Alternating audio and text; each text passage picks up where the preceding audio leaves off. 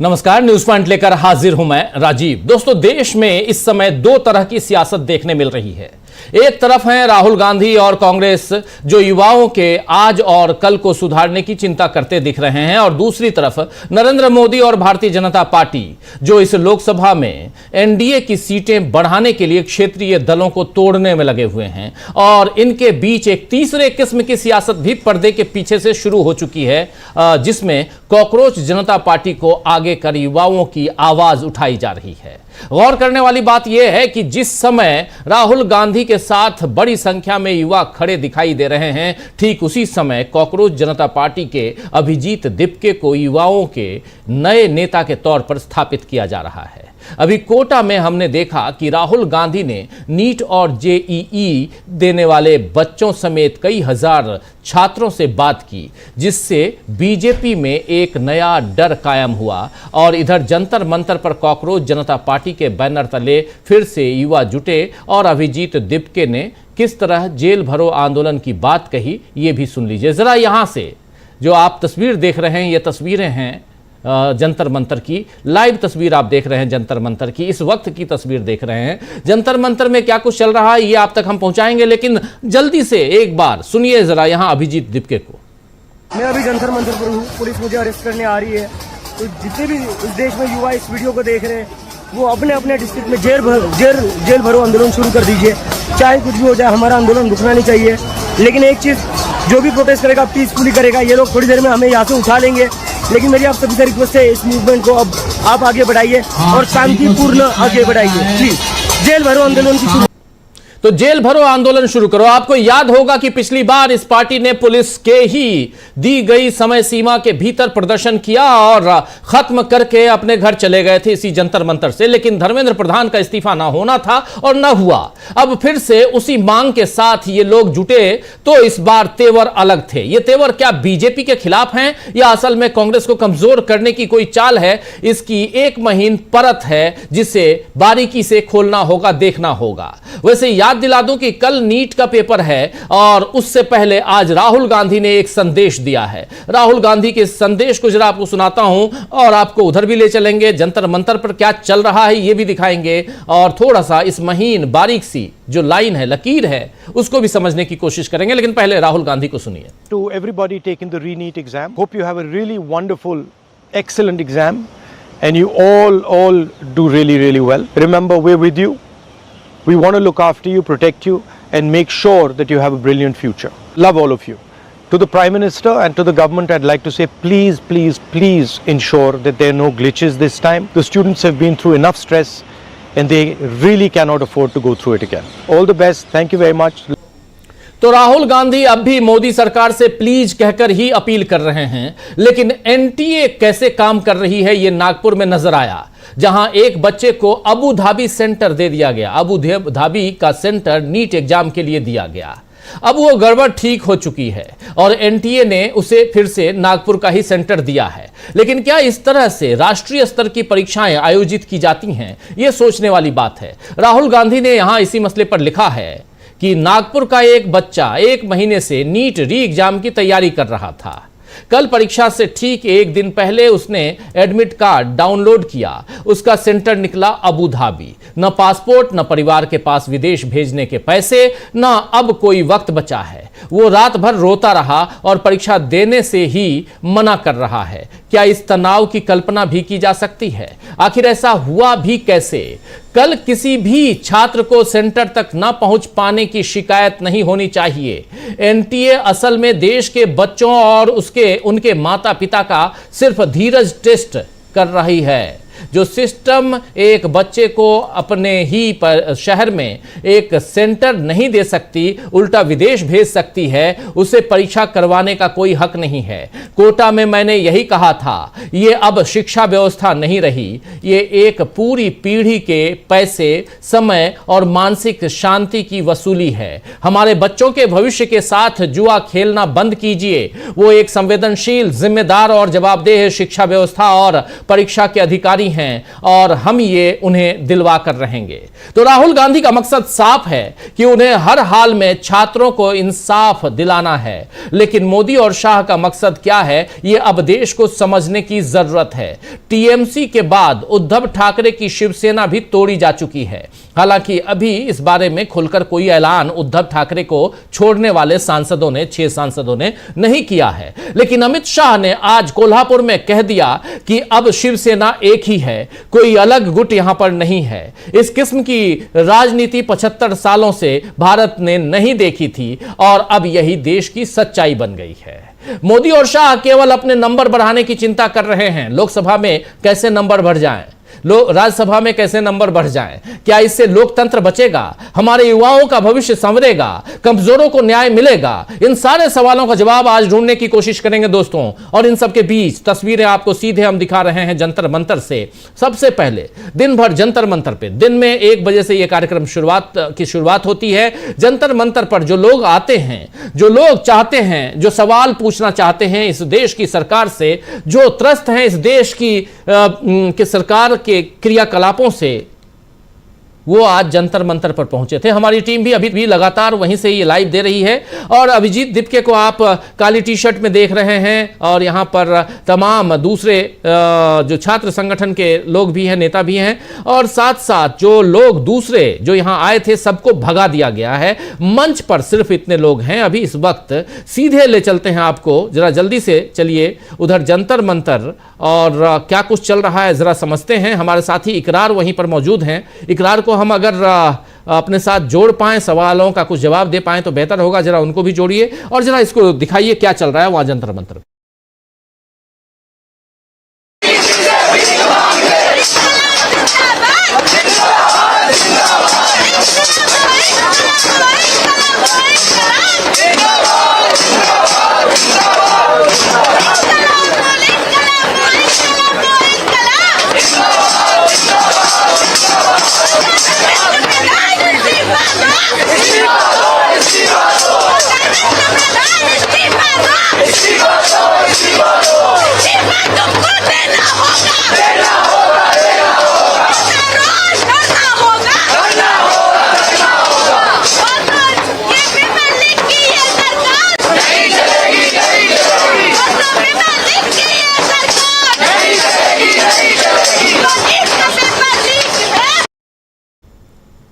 तो ये आप जंतर मंतर की तस्वीरें देख रहे हैं। हमारे साथ ही इकरार जुड़ेंगे थोड़ी देर में, वहीं से लाइव तस्वीरें उनके जरिए समझने की कोशिश करेंगे कि जंतर मंतर पर आगे क्या कुछ होने जा रहा है। क्या यहां से पुलिस इन युवाओं को खदेड़ देगी, इनको गिरफ्तार करेगी, डिटेन करेगी, या ये धरना प्रदर्शन चलता रहेगा? सोनम वांगचुक पहुंचे थे, आप जानते हैं। सोनम वांगचुक ने आज साफ साफ कह दिया कि 1 सप्ताह के अंदर अगर इस्तीफा नहीं होता है तो मैं यहीं पर आमरण अनशन करूंगा।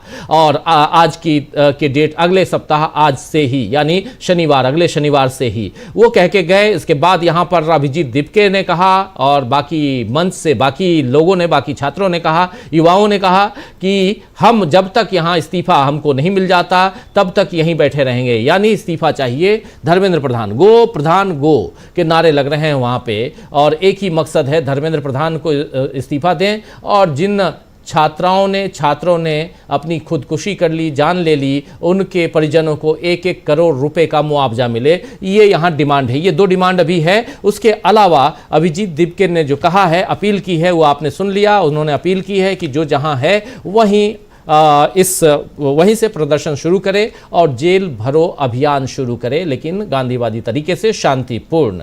और यहाँ नारे लग रहे हैं। चलिए जरा हमारे साथ कुछ वरिष्ठ साथी जुड़े हुए हैं, उनसे पहले परिचय करवाता हूँ। देखिए, अमलेंदु उपाध्याय जी हमारे साथ हैं प्रशांत टंडन जी हमारे साथ हैं, यहाँ अंशु नेथानी जी। आप तीनों का स्वागत है, इस्तकबाल है। इस्तकबाल अब तमाम दोस्त साथी शुभचिंतक आप सबका जो अब तक जुड़ चुके हैं उनका भी, जो जुड़ने वाले हैं उनका भी। अमलेंदु जी सीधे आप वहीं से आ रहे हैं, क्या कुछ आपने देखा है? और हम आएंगे फिर आगे बात करेंगे। कल नीट का एग्जाम भी है और भीड़, उतनी ही भीड़ आज भी दिखाई दे रही थी जितनी भीड़ पिछली दफा थी, उससे थोड़ी सी ज्यादा भीड़ आज नजर आई।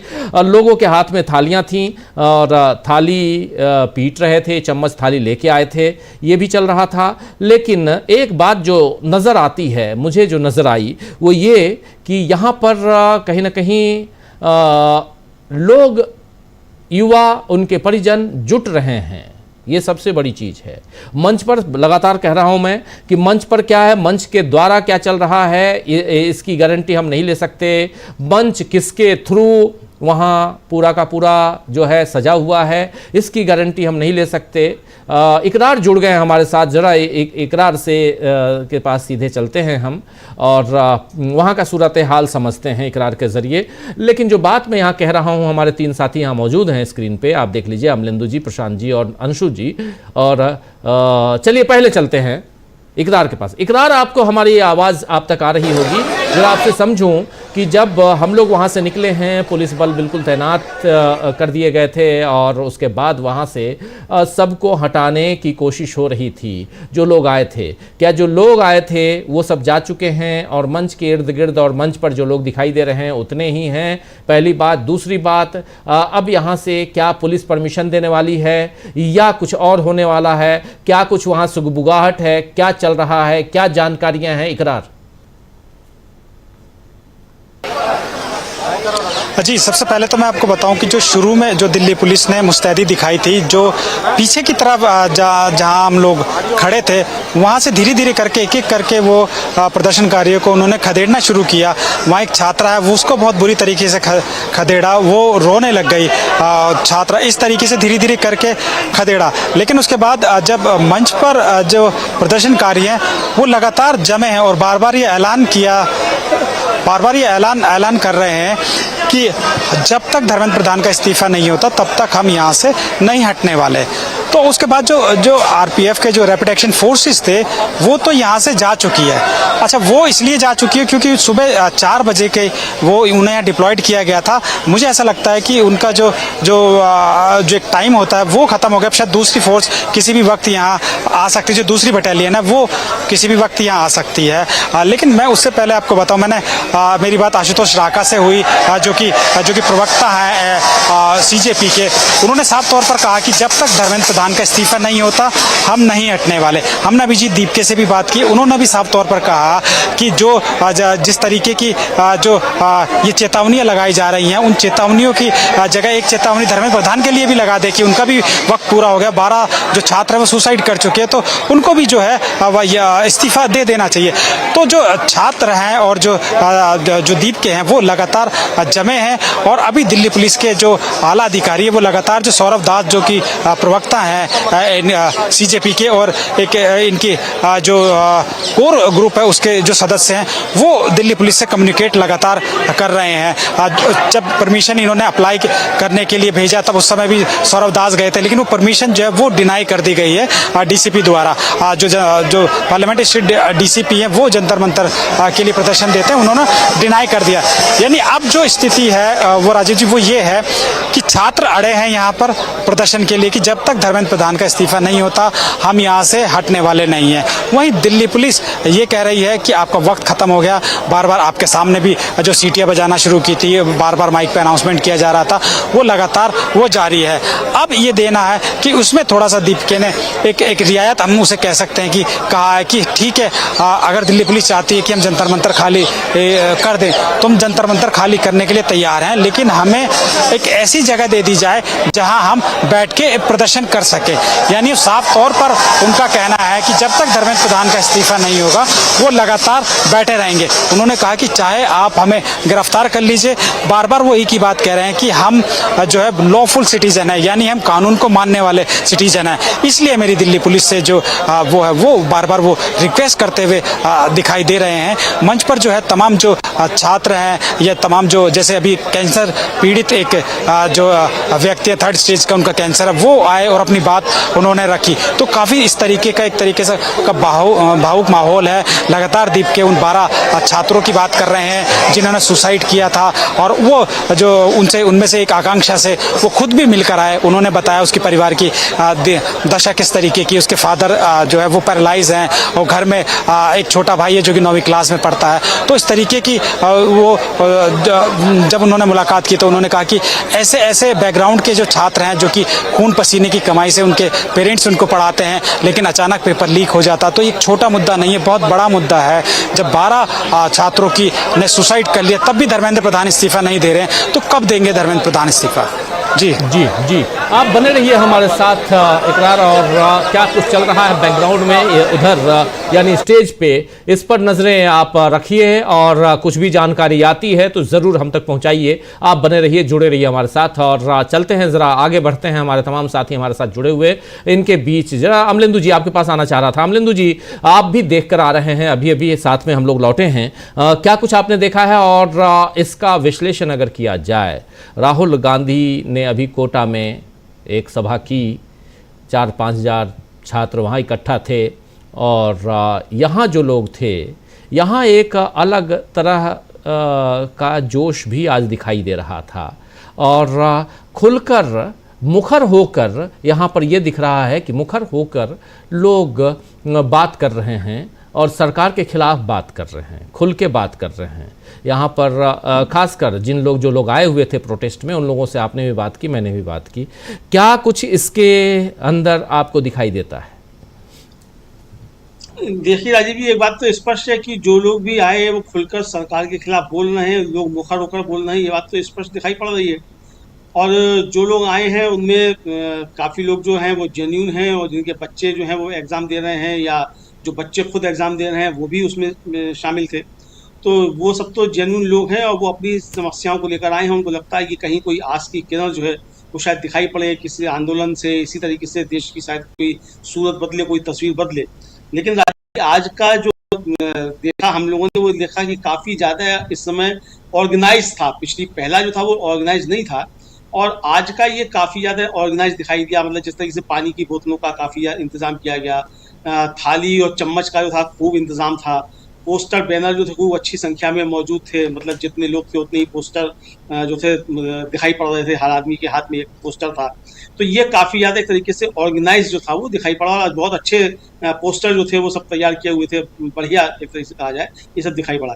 दूसरी बात की आईसा के और एआईएसएफ के कार्यकर्ता जो थे वो पूरी मुस्तैदी के साथ अपनी अपनी झपलियाँ लेकर के मौजूद थे, और लगातार हमने देखा कि मंच पर भी जो थे वो अपना प्रदर्शन करते रहे लगातार। और एक तरह से कहा जाए कि उसको जो हमने अभी लोग नारे सुन रहे थे कि इनकलाबो इनकलाब, इनकलाब जिंदाबाद, तो ये सब नारे जो हैं, अब इसका बेचारे दीपके से तो इनकलाब से कोई लेना देना नहीं है, तो ये इनकलाबो इनकलाब के नारे जो वहाँ लग रहे थे वो समझा जा सकता है कि एक ऑर्गेनाइज जो है वो किस तरीके से इसको लेकर यहाँ आया गया है। तो यानी राजीव जी, अब अगर इसमें वाम दलों के संगठन जुड़ गए हैं, वो इसके पीछे से बैक कर रहे हैं, तो इसका मतलब कि एक आंदोलन तो राजीव जी अब ये संगठित हो सकता है। आपको याद होगा कि किसान आंदोलन भी राजीव जी जब शुरू हुआ था तो वो भी एक स्वतः स्फूर्त एक तरीके से समझा जा रहा था, और उसमें कई किसान संगठन थे।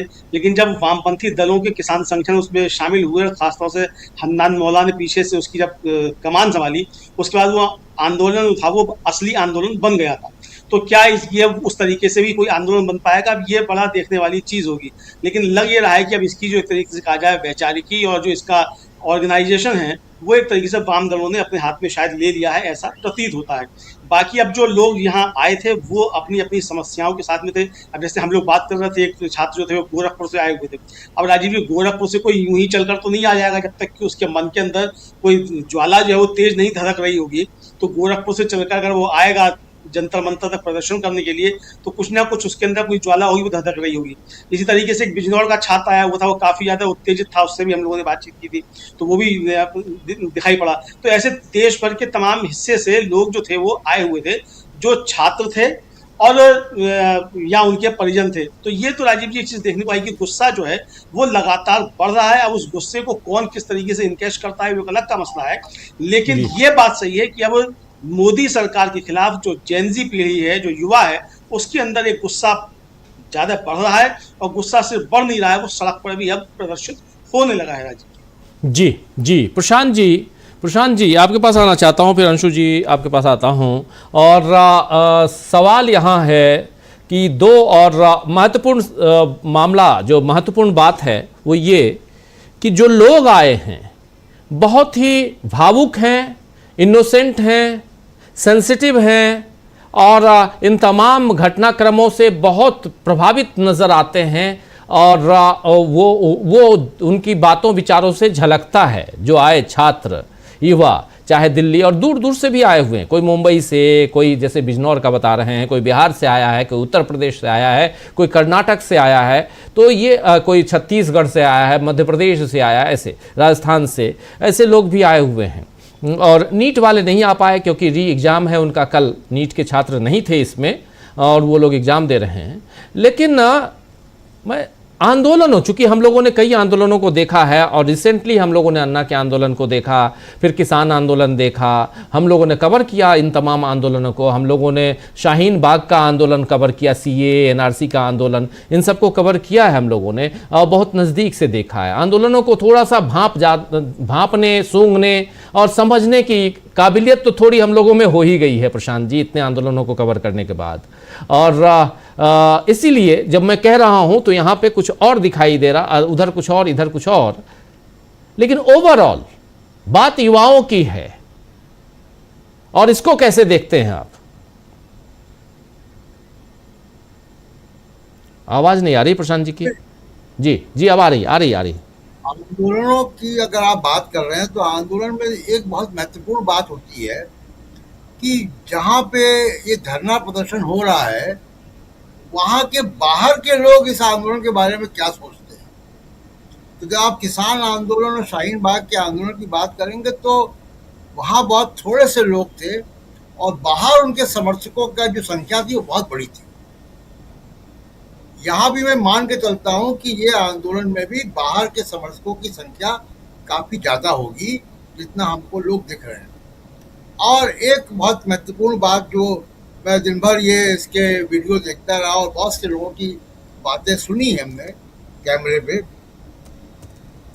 देखिए, जब पॉलिटिकल रैलियां होती हैं तो उसमें उस पार्टी के समर्थक होते हैं जो कैमरे के सामने आते हैं और वो अपनी पार्टी के पक्ष में अपनी बातें रखते हैं। पॉलिटिकल पार्टी की रैली में आम जनता नहीं होती है। आम जनता का वो हिस्सा होता है जो उस पॉलिटिकल पार्टी का समर्थक होता है। यहाँ हमको किसी पॉलिटिकल पार्टी का समर्थक नहीं दिख रहा है, यहाँ लोग दिख रहे हैं। और वो लोगों की जो बातचीत है, एक दो नहीं, मैं दर्जनों बातें सुनी है लोगों की। पहली बात कि लोग एक नीट या एक पेपर लीक से आगे की बात कर रहे हैं, यानी ओवरऑल सरकार के जो बद इंतजामी है, जो करप्शन है, जो डेमोक्रेटिक इंस्टीट्यूशंस की हत्या की जा रही है, उस पर लोग बात कर रहे हैं। और दूसरी बात जो समझ में आती है कि लोग जो है वो डेमोक्रेसी को बचाने के लिए कुर्बानी देने को तैयार हैं। कुछ महिलाओं की बात मैंने सुनी, उन्होंने कहा पुलिस की लाठीचार्ज होगी क्योंकि हमको देश का लोकतंत्र बचाना है तो हम लाठी खाएंगे पुलिस की। तो ये पॉलिटिकल पार्टीज के लिए एक जिसको मैं कहूँ कि एक बैरोमीटर है, लिटमस टेस्ट है देखने का कि जनता का मूड क्या है। तो जनता का मूड, जो मुझे न्यूट्रल जनता का मूड दिखाई दे रहा है, वो ये दिखाई दे रहा है कि देश की जनता डेमोक्रेटिक इंस्टीट्यूशंस को, भारत के संवैधानिक लोकतंत्र को बचाने के लिए अब कुर्बानी देने को तैयार है। ये मोदी जी के लिए बुरी खबर है और ये किसी भी प्रकार के बड़े आंदोलन के लिए एक अच्छी खबर है कि देश की जनता जो है वो तैयार हो रही है। दूसरे की ये जो मैंने महसूस किया, जो पिछले 3-4 साल से या भारत जोड़ो यात्रा के बाद जो राहुल गांधी घूम रहे हैं और उनके वीडियोस जा रहे हैं और लोगों से मिल रहे हैं, उनके वीडियोस जा रहे हैं, डिजिटल मीडिया में जो कुछ आ रहा है वो जा रहा है, उससे मुझको ये लग रहा है कि जो गोदी मीडिया का असर है अब वो आवाम पे नहीं है। अब डिजिटल मीडिया लोगों की राय कायम करने में कामयाब हो रहा है और असली जो इश्यूज है, रोजगार के, लोकतंत्र को बचाने के, आर्थिक स्थितियों के, ये इश्यूज जो है, महंगाई के, ये इश्यूज अब आगे आ रहे हैं और लोग अब समझ रहे हैं कि इस देश का लोकतंत्र खतरे में है और इसको बचाना होगा और इसको बचाने के लिए कुर्बानी देनी पड़ेगी, पुलिस की लाठी भी खानी पड़ेगी। ये मनस्थिति लोगों की बनती हुई दिखाई दे रही है। अब क्योंकि ये इतने, जो मैं कह रहा हूँ कि राहुल गांधी या दूसरे पॉलिटिकल लीडर्स जो इतने साल से कर रहे थे, एक प्रकार से आवाम की ट्रेनिंग हो रही थी और मुझको लगता है कि अब किसी भी बड़े आंदोलन के लिए जनता का डिप्लोमा हो गया है, इस जनरेशन का, युवाओं का। और ये एक बड़ी जिसको कहें कि एक सकारात्मक बात जंतर मंतर से निकल कर आ रही है। दूसरी बात यह कि जो जंतर मंतर में होता है राजीव जी, वो दिल्ली है, देश की राजधानी है। और जब हम ये वीडियो दिखा रहे हैं, लाइव कर रहे हैं वहां से, तो पूरे देश में जा रहा है ये संदेश। तो दिल्ली का संदेश बड़ी दूर में जाता है। देखिए, पुणे में भी रैली हुई थी, लखनऊ में भी हुई थी, मैंने वो वीडियो भी देखे, वहां भी इतने ही लोग थे। लेकिन दिल्ली में जब कुछ होता है तो उसका जो इम्पैक्ट होता है वो ज़्यादा होता है। तो वो इम्पैक्ट हमको दिखाई दे रहा है। अब एक आखिरी बात जो इस आंदोलन में मंच पे हो रहा है, देखिए उसका उस बैनर को पढ़िए जो पीछे लिखा हुआ है। उसमें बड़ी बड़ी हेडलाइन में ये नहीं लिखा है कि धर्मेंद्र प्रधान रिजाइन, उसमें लिखा पीसफुल प्रोटेस्ट। ये किसके लिए लिखा आपने? पुलिस के लिए लिखा है। पुलिस को आप बता रहे हैं कि हमारा प्रदर्शन शांतिपूर्ण होगा। जाहिर सी बात है शांतिपूर्ण होगा। आप किसान आंदोलन में जा रहे थे, किसान आंदोलन में लिखा था कहीं, ये बैनर लगा था कि ये शांतिपूर्ण धरना है। तो ये जो दिखाई दे रहा बैनर का डिजाइन, ये पूरा जो लग रहा है कि ये एनजीओ का जो पूरा एक मंच पे जो है वो एनजीओ है, क्योंकि जनता है, मंच पे एनजीओ है। और ये एनजीओ के ही पोस्टर हो सकता है peaceful protest. Dharmendra Pradhan resign छोटा छोटा है, नीचे लिखा हुआ, आप देख सकते हो वहाँ पे मंच पे लाइव दिखाई दे।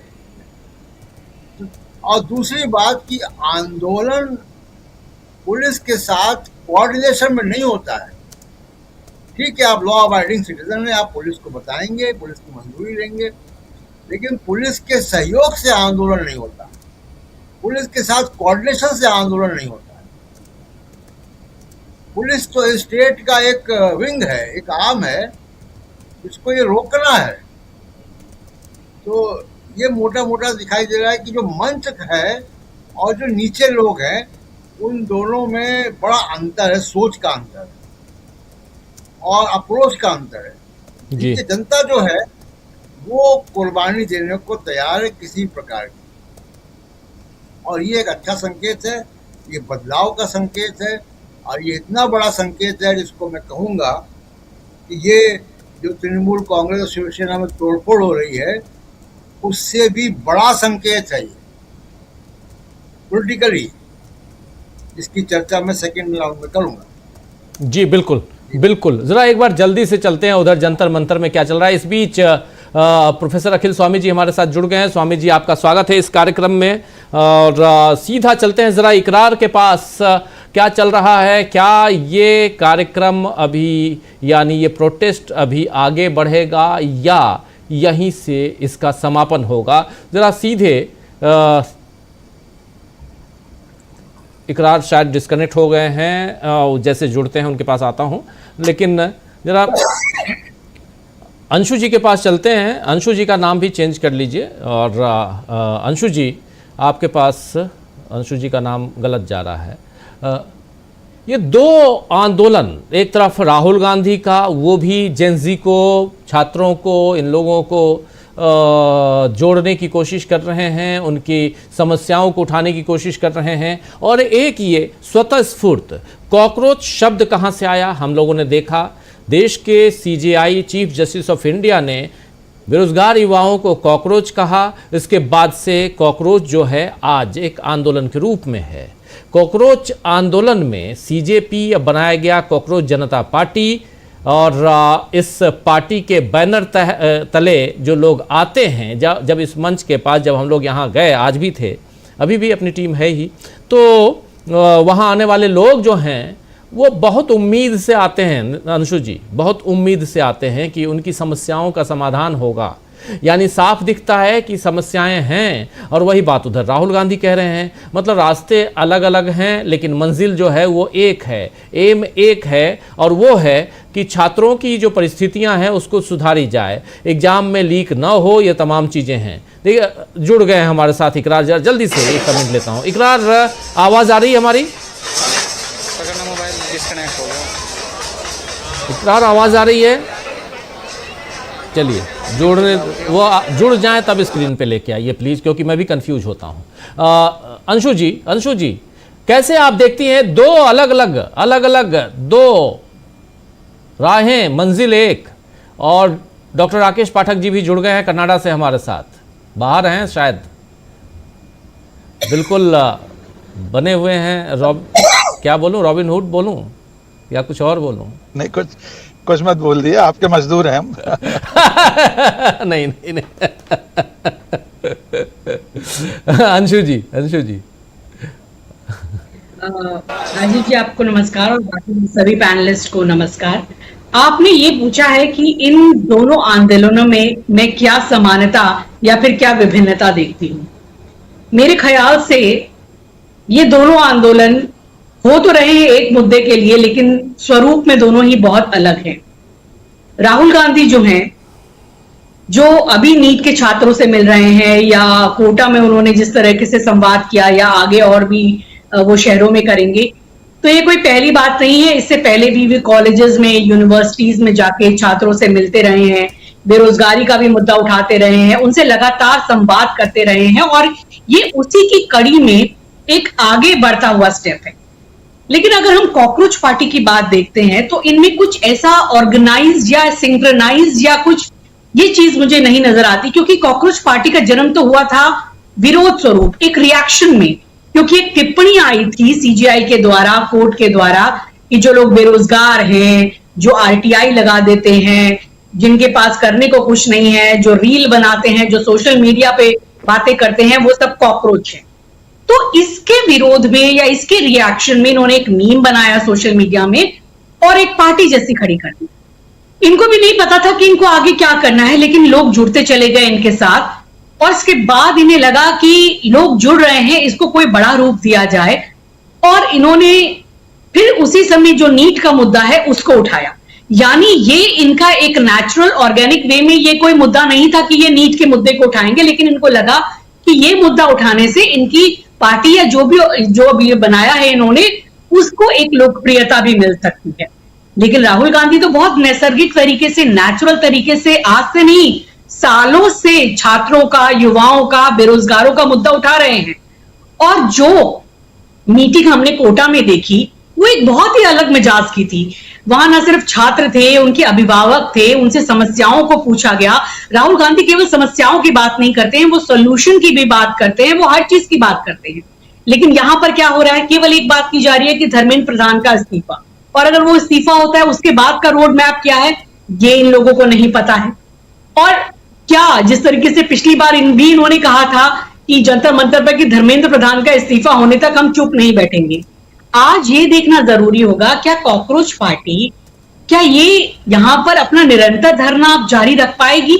इनकी नीयत क्या है, इनका जिसे कहा जाए एक पर्पस, एंड पर्पस क्या है? क्या केवल थोड़ा रोकता हूं, थोड़ा मैं आपसे माफी चाहूंगा, 2 मिनट रुकिए, क्योंकि इकरार जुड़े हुए हैं और कभी भी वहां से उनको हटाया जा सकता है, इसलिए मैं चाहता हूं कि जल्दी से उनके क्या कुछ चल रहा है इकरार वहां पे? अब थोड़ा थोड़ा अंधेरा होने लगा या लाइट काट दी गई है, क्या है? क्योंकि जंतर मंतर पे हम लोगों ने पहलवानों का, महिला पहलवानों का भी आंदोलन देखा था, हम लोगों ने कवर किया था। लाइट काट कर उनको घसीटा गया था, दिन में भी घसीटा गया, रात को भी। और प्रशांत जी आपको याद होगा न्यूज़ पॉइंट हम लोग उस समय वहीं से कर रहे थे, हल्की बारिश हो रही थी और क्या कुछ चला सब कुछ। तो इसलिए आंदोलनों की जब बात आती है तो इतने सारे आंदोलन आंखों के सामने से आ जाते हैं, जिसमें ये अन्ना आंदोलन से लेकर शाहीन बाग किसानों का आंदोलन, महिला पहलवानों का आंदोलन, ये आंदोलन, सब ऐसे अलग अलग आंदोलन देख रहे हैं। लेकिन क्या चल रहा है इकरार वहां पे?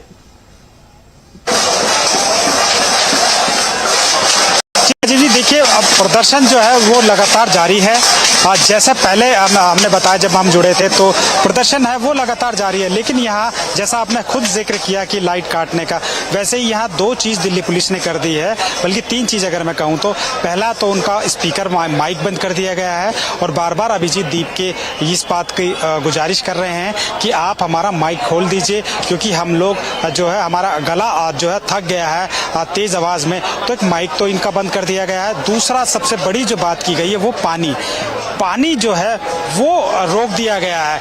यानी यहाँ जितने भी प्रदर्शनकारी हैं वहाँ वो सब प्यासे हैं और वो जो पानी का जो स्टॉक है वो अभिजीत दीपके ने कहा बैरिकेडिंग के पीछे जो लोग हैं वो वहाँ पानी की बोतलें लेके खड़े हैं।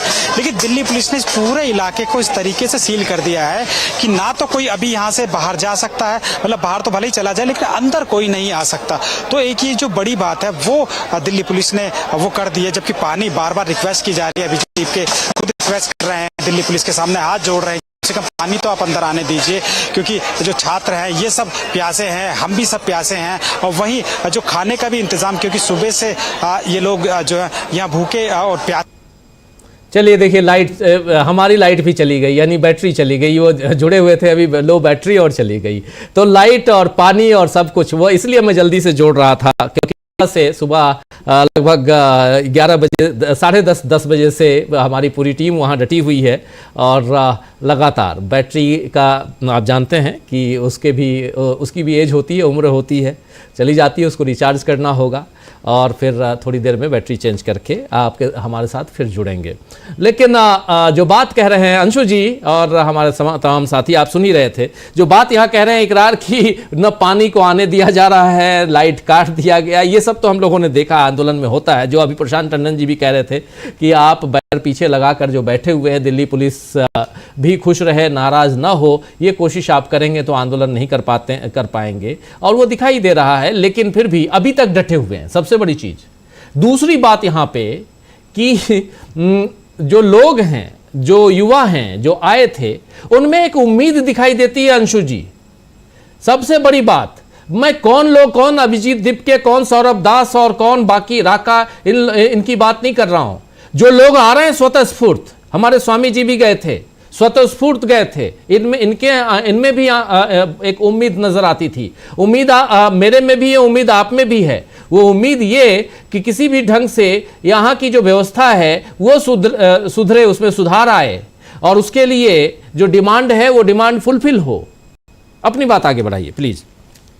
जी बिल्कुल, लोग यहाँ पर इसलिए इकट्ठा हुए क्योंकि उनकी जो समस्या है वो एक है और उस समस्या को सरकार सुन नहीं रही है। जिनको सुनना चाहिए वो कोई सोल्यूशन दे नहीं रहे हैं। तो लोगों को लग रहा है कि जो भी इसके लिए आवाज उठा रहा है वहां पर हमको जाना चाहिए। यानी कि डूबते के लिए तिनके का सहारा भी बहुत होता है।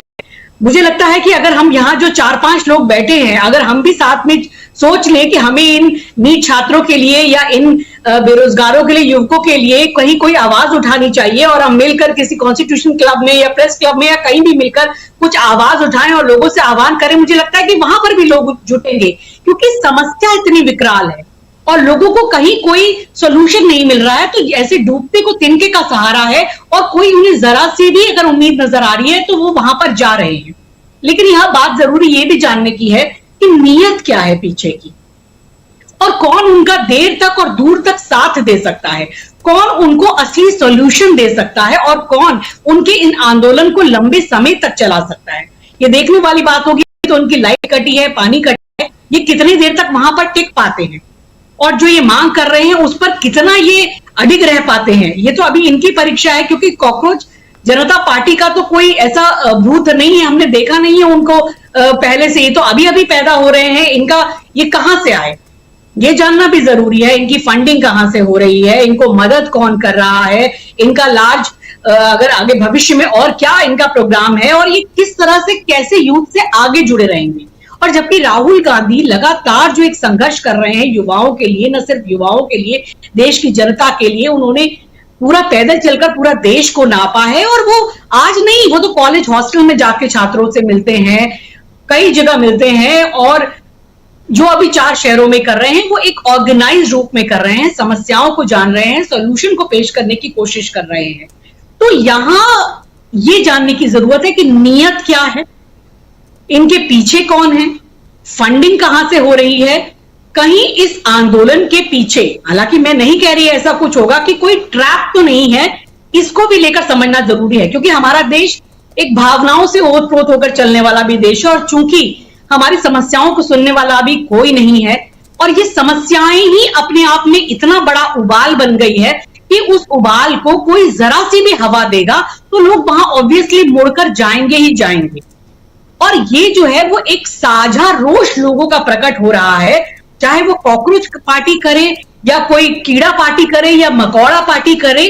तो मुझे लगता है कि शायद वैसी ही प्रतिक्रिया यहां पर नजर आ रही। पर बात यहां समझने की ये है कि क्या ये इसके पीछे कुछ ऐसे भी तो कारण नहीं, जो राहुल गांधी आज लगातार युवाओं से संवाद कर रहे हैं, वो एक अपने आंदोलन को, जो रेजिस्टेंस की भी उन्होंने बात कही है, वो उसको जमीन पर लाते हुए नजर आ रहे हैं। बड़ी संख्या में उनसे लोग जुड़ रहे हैं, कहीं थोड़ा सा उसको डिस्टर्ब करने या वहां से एक जिसे कहा जाए कि लाइमलाइट तो नहीं कहूंगी, लेकिन वहां से एक ध्यान हटाने या एक राहुल गांधी के सामने एक अभिजीत दीपके को कुछ एक युवा नेता के रूप में पेश करने की कोशिश। हालांकि उनके बरक्कस वो ऐसा पेश हो, ऐसा कुछ नहीं है, क्योंकि दीपके का कोई इतिहास नहीं है, संघर्ष का कोई इतिहास नहीं है। राहुल गांधी का 20, 25, 30 साल का संघर्ष का इतिहास है। राहुल गांधी जिस तरीके से जुड़े हुए हैं और वो जो गहरे से मुद्दों की बात करते हैं, जो सोल्यूशन पेश करते हैं, उन्होंने जिस तरह से छात्रों से पूछा कि हाँ भाई कोचिंग में कितना खर्चा आ जाता है, एक पावर पॉइंट पूरे वो प्रोग्राम बना के ले गए। छात्रों ने एक एक समस्या उनको बताई कि हाँ भाई 5 लाख रुपए का खर्च आ जाता है। कहीं किसान, कोई माँ बाप हैं उनके, वो वहां पर जमीनें बेच के बच्चों को पढ़ा रहे हैं। तो यहां पर सिर्फ एक भीड़ देख रही हूं, भीड़ में एक भावनात्मकता है, क्योंकि मुद्दा एक है, समस्या एक है। कॉकरोच पार्टी उठा रही है, वो डूबते को तिनके का सहारा जैसा लोगों को लग रहा है, लेकिन ये तिनका कहां से उड़कर आया है, तिनके के पीछे कौन है, इसकी नीयत क्या है, इसकी फंडिंग क्या है, और आगे ये तिनका कितना साथ चलेगा, इस पर ध्यान देना बहुत जरूरी होगा। जी, बिल्कुल बिल्कुल बिल्कुल सही आप कह रही हैं। और समस्या जो है, समस्या की जड़ में जाने की कोशिश करें, और मैं बार बार उसी को कुरेद भी रहा हूं, और इसीलिए मंजिल एक और राहें दो अलग अलग, लेकिन उस मंजिल की तरफ बढ़ते हुए कौन दिखाई देता है? देश की जनता। क्या उसमें एक भाव, और वो भी भाव, वो उस ढंग का भाव स्वामी जी, जिसमें ये नज़र आए कि हाँ उसे तकलीफ़ है? क्योंकि आज की तारीख में, आज से पहले भी जब हम लोग बात करते हैं, कई लोग तो कहते हैं कि 500 रुपये लीटर भी डीजल पेट्रोल हो जाए तब भी हम मोदी जी को ही वोट देंगे, बीजेपी को ही वोट देंगे, राम मंदिर के चंदे लूट लिए जाएं तब भी हम मोदी को ही वोट देंगे। जब ये ऐसे जो मामले आते हैं, और ठीक है 2-4% ऐसे लोग रहें तो कोई बात नहीं, होते हैं, अंधभक्त होते हैं, हर पार्टी के लिए होते हैं। ये मैं सिर्फ बीजेपी के लिए नहीं कह रहा हूँ, कुछ लोग कांग्रेस पार्टी के लिए भी होंगे, कुछ समाजवादी पार्टी के लिए भी होंगे, कुछ बहुजन समाज पार्टी जो आज पता नहीं कहाँ है, मायावती जी, लेकिन उसके लिए भी होंगे। तो कोई उसमें दो राय नहीं है, लेकिन सवाल यहाँ है कि एक बहुसंख्यक समाज अगर उसके लिए तैयार रहे, और उसको आज क्या आप परिवर्तित होते हुए देखते हैं? स्वामी जी, आप भी बहुत घूमते हैं, बहुत लोगों से बात करते हैं, ऐसी चीज़ों में बहुत इंटरेस्ट रखते हैं, इसलिए आपसे मैं जानना समझना चाहता हूँ। कि आज जो ये घटना घटी है कॉकरोच जनता पार्टी के साथ, इसमें कुछ मैं पॉजिटिव पॉइंट्स नोट कर रहा हूं, कुछ नेगेटिव पॉइंट्स नोट कर रहा हूं। देखिए, पॉजिटिव पॉइंट तो ये नोट कर रहा हूं, जो मैं चाह रहा था, जो मैं कई डिबेट्स में कह रहा था, कि एक ऐसा डिसेंट्रलाइज्ड मूवमेंट पूरे हिंदुस्तान में होना चाहिए, क्योंकि ये बच्चों का सवाल है, ये बच्चों के पेपर लीक का सवाल है, केवल राजस्थान का सवाल नहीं है, ये दिल्ली का सवाल नहीं है, ये उत्तर प्रदेश, बिहार, बंगाल, तमिलनाडु, आंध्र प्रदेश, तेलंगाना, सबका सवाल है। तो जैसे पहले मैं निवेदन कर रहा था कि भाई तेजस्वी यादव भी सड़क पे निकलें, अखिलेश यादव भी निकलें, थलापति विजय भी निकलें, उद्धव ठाकरे भी निकले, ममता बनर्जी भी निकलें, और इसी इशू पे निकले। चलिए, ये एक अच्छी बात है कि ये कॉकरोच जनता पार्टी भी कम से कम जनता के और युवाओं के मुद्दे को आगे बढ़ा रही है, नंबर 1। नंबर 2, जो नेगेटिव पॉइंट मुझे इसमें नजर आता है, देखिए, मैं जो मानता हूं आज के तारीख में, सब देखने के बाद, मैं राहुल गांधी के साथ 13 किलोमीटर पैदल चला, मैं राहुल गांधी के रामलीला ग्राउंड की मीटिंग में गया, जब राहुल गांधी अगली बार दिल्ली आएंगे फिर मैं उसमें जाऊंगा, मैं जंतर मंतर कॉकरोच जनता पार्टी की मीटिंग में भी गया। मैं ये मानता हूं आज के तारीख में जो भी इंडिया गठबंधन में नहीं है, जो भी एकजुट होकर सरकार का मुकाबला नहीं करना चाहता और पैरेलल लड़ाई लड़ रहा है, वो भारतीय जनता पार्टी का एजेंट है, ये मेरा मानना है। अब हो सकता है मैं गलत हूं, हो सकता है मैं सही हूं। अगर आम आदमी पार्टी इंडिया गठबंधन को छोड़ देती है, और ओवैसी साहब भी भारतीय जनता पार्टी को गाली देते हैं, लेकिन वहां जाके इलेक्शन लड़ते हैं जिससे अपोजिशन के वोट डिवाइड हो जाए और भारतीय जनता पार्टी जीत जाए, वही काम हुमायूं कबीर करते हैं, वही बात काम बहन मायावती। तो मैं तो ये मानता हूँ ये सारे लोग जो भारतीय जनता पार्टी का विरोध करते हैं भारतीय जनता पार्टी के सहयोगी हैं। अब सवाल ये उठता है कि देखिए राहुल गांधी जो कर रहे हैं वो 3-4 यात्राएं और करेंगे, प्रयागराज जाएंगे, फिर उसके बाद वो पटना जाएंगे, तो वो भी अपना निरंतर प्रयास कर रहे हैं, ये भी निरंतर प्रयास कर रहे हैं। एक खबर आपको मिल गई होगी, जब मुझे को मिल गई है, आज जो ये इनका व्यवस्था थी बहुत अच्छी थी पिछले मीटिंग के तुलना में। आज इनका मंच भी लगा हुआ था, खाने पीने की व्यवस्था भी थी, फलों की व्यवस्था भी थी, और ये भी बात बिल्कुल वहां पता चल गई है। आप तो पत्रकार हैं, आपको पहले ही पता चल गई होगी।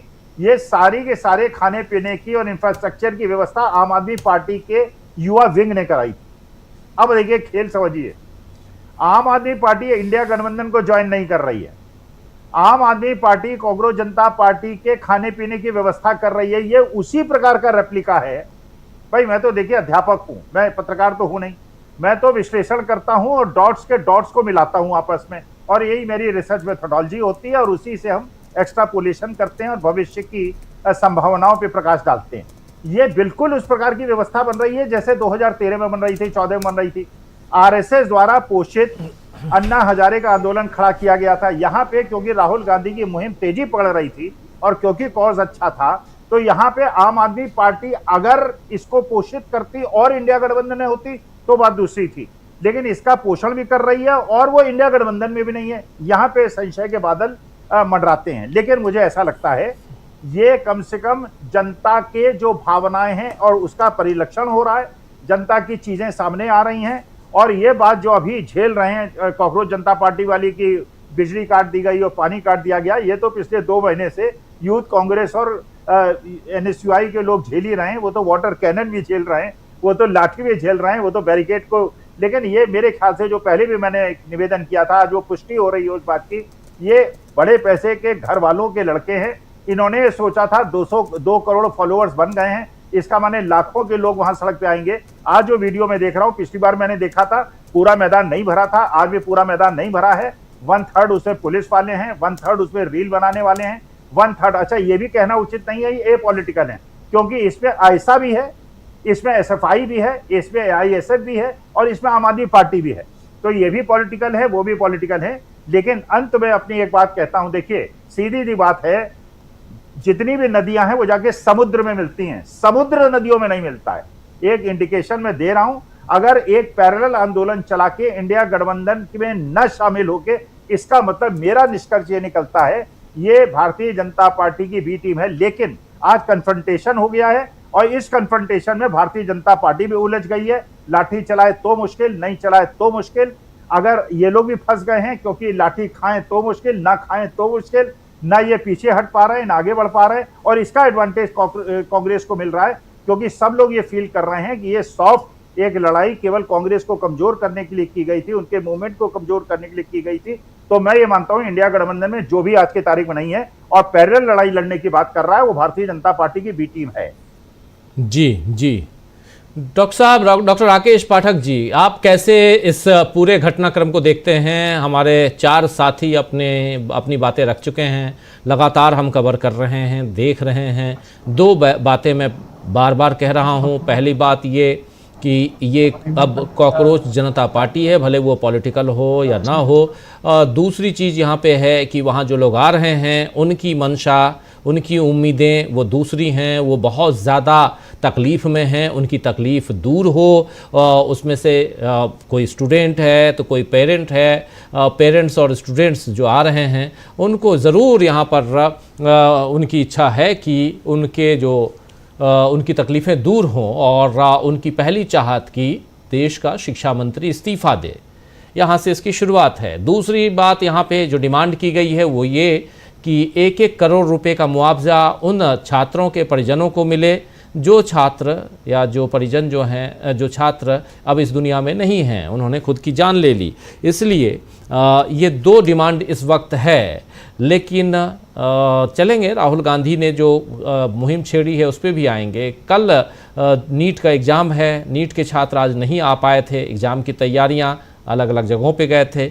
लेकिन देश में जिस वक्त एक अलग आपाधापी का माहौल है डॉक्टर साहब, जिस वक्त देश में देश की जो सरकार है, मतलब पार्टी है बीजेपी, जो सत्ता पर काबिज है, उसको किसी भी ढंग से अपने आंकड़े को बढ़ाना है, लोकसभा में राज्यसभा में सीटें बढ़ानी हैं, तोड़ना है रीजनल पार्टियों को खासकर, वैसे में इस आंदोलन को कैसे देखा जाए, आम जनता की परेशानियों को कैसे देखा जाए? राजीव जी, हमसे पहले जितने वक्ताओं ने जो कुछ कहा है, लगभग मैं उन सभी बातों से सहमत हूं। निश्चित तौर पर कोई भी आंदोलन किसी जनहित के मुद्दे पर हो, खास तौर से युवा पीढ़ी के मुद्दे पर अगर कोई आंदोलन उठ खड़ा हुआ है तो उसका स्वागत किया जाना चाहिए। उसके पीछे कौन है, उसको प्रेरित करने वाले कौन, मंशा क्या है, ये सवाल भी साथ साथ पूछे जाने चाहिए। क्योंकि हम सब लोग तो पत्रकार हैं, हमें थोड़ा सा आर पार भी देखना पड़ता है, देखना चाहिए। सबसे महत्वपूर्ण बात यह है कि इस वक्त पूरे देश में जो युवा पीढ़ी है, जो तरुणाई है, वो सड़कों पर उतरी हुई है। आप याद करें, जो इतिहास के विद्यार्थी हैं उन्हें याद होगा कि गुजरात में मैथ्स की फीस में बहुत थोड़े से पैसों की बढ़ोतरी के चलते एक छात्र आंदोलन शुरू हुआ था। कालांतर में वो इतना बड़ा हो गया, महाराष्ट्र नवनिर्माण आंदोलन से शुरू होकर जयप्रकाश नारायण की दूसरी क्रांति के आह्वान तक सत्ता से भागना पड़ा। आज एक बार फिर देश की युवा पीढ़ी सड़कों पर है। वो कहा जाता है ना, युवा घर में वीडियो अटक रहा है थोड़ा सा पर जी, आप हाईवे पे हैं, आपका वीडियो अटक रहा है, कोई बात नहीं। जी, अपनी बात पूरी कीजिए। जी, संघर्षों के साये में इतिहास हमारा पलता है, जिस ओर जवानी चलती है उस ओर जमाना चलता है। इस वक्त इस देश की युवा पीढ़ी जिस तरफ चल रही है, उसमें से एक दिशा ये कॉकरोच जनता पार्टी ने भी पकड़ी हुई है। जाहिर है, अभी अंशु जी ने जो संदेह जाहिर किए हैं उन पर भी बात तो होगी ही, क्योंकि राहुल गांधी जिस मुद्दे को लेकर लगातार छिड़ रहे हैं, युवा कांग्रेस, एनएसयूआई, कांग्रेस के कार्यकर्ता पूरे देश में इतने बड़े बड़े आंदोलन कर चुके हैं, बहुत बड़ी बड़ी रैलियां, प्रदर्शन, धरने, उसमें अगर कॉकरोच जनता पार्टी खुद सहभागी बनती तो ज्यादा बेहतर था। फिर भी अगर वे अलग से करना चाहते हैं तब भी उनका स्वागत। लेकिन असली मंशा क्या है? जिस वक्त सरकार से सवाल पूछना हो, प्रधानमंत्री से सवाल पूछना हो, उस वक्त आप सिर्फ एक केंद्रीय मंत्री के इस्तीफे तक की बात करें तो थोड़ा सा संशय होता है।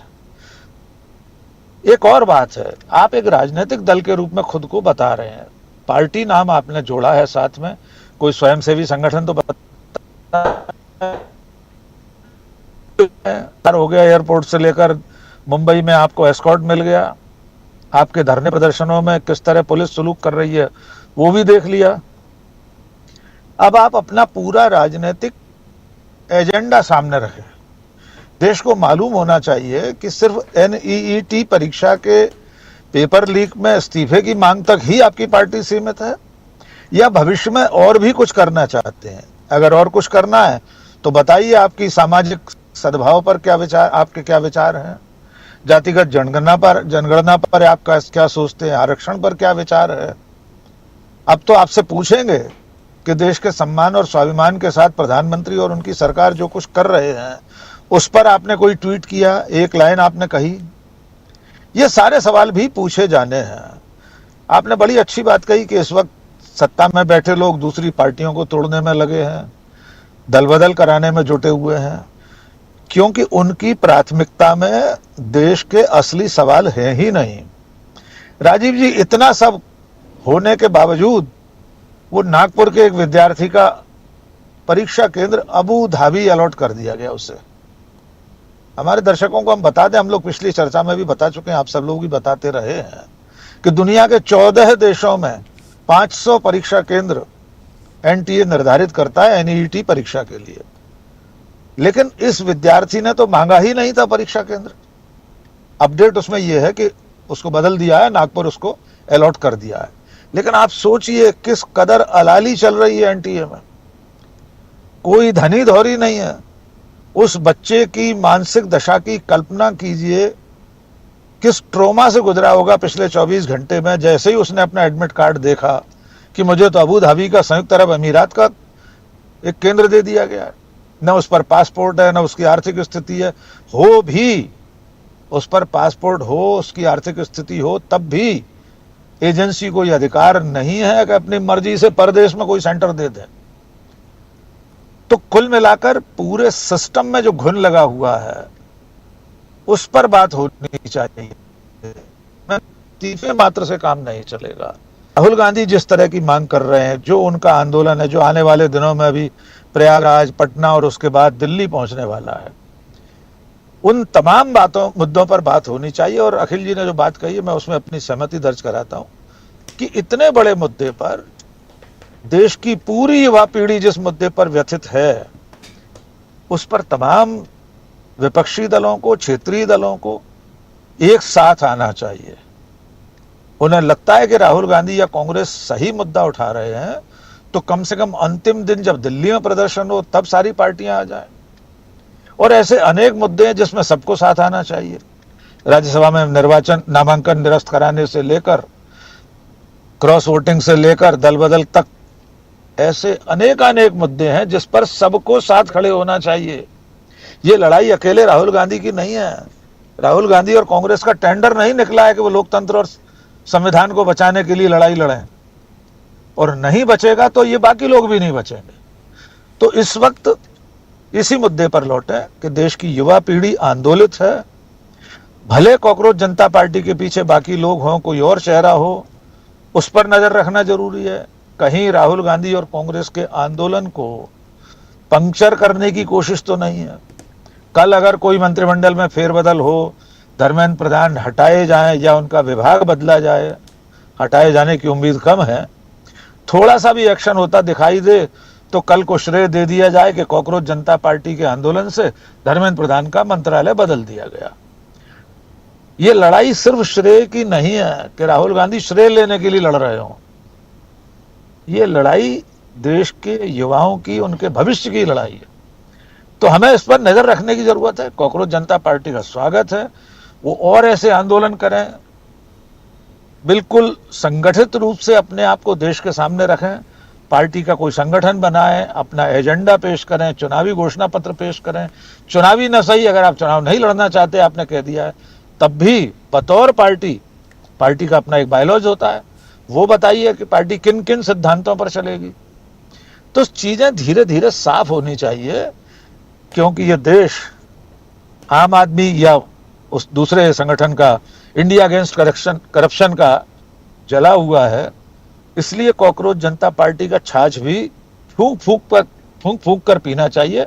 हमारा मशवरा सिर्फ इतना है। जी राजीव जी, बिल्कुल आप सही कह रहे हैं। फूंक फूंक कर तो बिल्कुल ही पीना चाहिए, बिल्कुल सही कह रहे हैं आप। और यहाँ दो बातें पैरेलल चल रही हैं। एक तो कॉकरोच जनता पार्टी के ऊपर एक अविश्वास का वातावरण, वो क्यों है ये आप सबको पता है।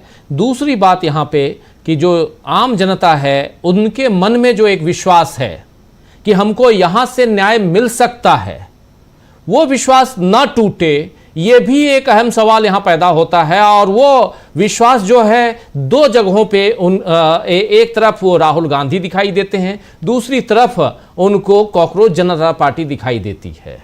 प्रशांत टंडन जी, यहाँ क्रेडिट लेने और नहीं लेने की बात नहीं, बात सीधी है कि इस देश की जो युवा पीढ़ी है उसके साथ अगर कहीं छल हो रहा है तो वो ना हो, और इसके लिए जिम्मेदारी तो सरकार की है। लेकिन सरकार पर नकेल कसने की जिनकी जिम्मेदारियां हैं उसमें पार्टियां, पॉलिटिकल पार्टियां भी हैं, सिविल सोसाइटी के लोग भी हैं, छात्र संगठन भी हैं।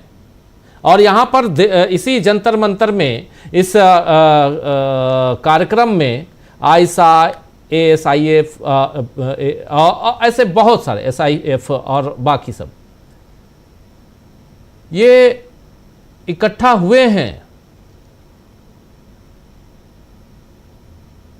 राजीव जी, एक तो ये कि इसको लेकर मैं बहुत चिंतित नहीं हूँ, और थोड़ा सा पीछे जाके बात करते, फिर मैं इस पे आता हूँ।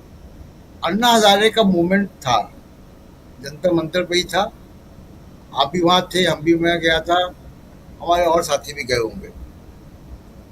अन्ना हजारे की मूवमेंट में जो भीड़ आई थी वो किसी को वोट देने नहीं आई थी,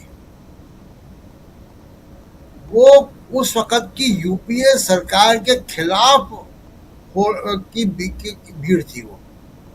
तो उसके जो उस घटना ने जो पॉलिटिकल कंस्टिट्यूएंसी बनाई वो यूपीए के खिलाफ बनाई। मैदान में बीजेपी थी राष्ट्रीय स्तर पे और दिल्ली में आम आदमी पार्टी थी, उन दोनों को उसका फायदा मिला। यहाँ भी जो लोग जमा हो रहे हैं वो प्रेजेंट सरकार के खिलाफ है, और जाहिर सी बात है कि ये सेंटीमेंट जब वोटों में कन्वर्ट होगा तो जो मैदान में होगा वो उसके पास जाएगा।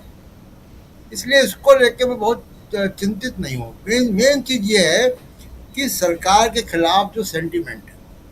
दूसरी बात कि जो युवा है, जो जिसको जेनजी कहा जा रहा है, देखिए अभी आप वहां पे थे, मैं इन लोगों से बहुत मिलकर रहता हूँ, ये बहुत इंटेलिजेंट है, बहुत शार्प है, बहुत फोकस्ड है, और ये बिल्कुल नए तरीके की वैल्यूज को लेकर समाज के सामने है। और मैं नहीं मानता हूं कि इसको कोई सरकार, कोई गोदी मीडिया, कोई और इसको गुमराह कर पाएगा। ये व्हाट्सएप वाले भी नहीं है राजीव जी, आप जरा गौर कीजिएगा। ये जो जेनजी है ये व्हाट्सएप यूनिवर्सिटी में नहीं है, इसके अपने अलग माध्यम है। व्हाट्सएप यूनिवर्सिटी वाला जो भक्त है वो पार्कों में सुबह बैठता है, ये व्हाट्सएप वाले भी नहीं है। तो इनके अंदर नफरत भी नहीं है, इनके अंदर तमाम ये नई वैल्यूज के साथ है लोग। अब जो अगर मैं तुलना भी करूं, दोनों आंदोलन की तुलना तो नहीं होती है कभी, वो बेसिकली क्या है कि राहुल गांधी या कांग्रेस पार्टी या इंडिया गठबंधन एक आइडियोलॉजिकल प्लेटफॉर्म है, वैचारिक प्लेटफॉर्म है, उसमें मुद्दे आते जाते रहते हैं। मुद्दे के साथ अगर आप जुड़ेंगे बहुत ज्यादा, जैसे मान लीजिए कि वीपी सिंह एक मुद्दे के साथ वो जुड़े, बोफोर्स, जब बोफोर्स खबरों के बाहर हुआ तो वो भी चले गए।